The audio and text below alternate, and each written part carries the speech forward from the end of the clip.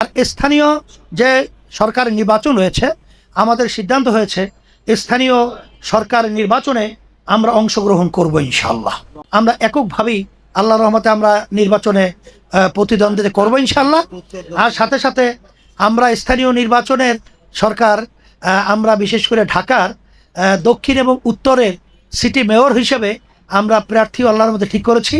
আজকে আপনাদের মাধ্যমে জাতিকে জানাতে চাই আর আমরা ঘোষণা করছি, আমাদের ঢাকা উত্তর সিটি কর্পোরেশন নির্বাচনে ইসলামী বাংলাদেশের মনোনীত প্রার্থী হিসাবে আতিকুর রহমান মুজাহিদ, কেন্দ্রীয় সভাপতি ইসলামী যুব আন্দোলন বাংলাদেশ, তাকে আমরা ঘোষণা করছি আতিকুর রহমান মুজাহিদ, আলহামদুলিল্লাহ।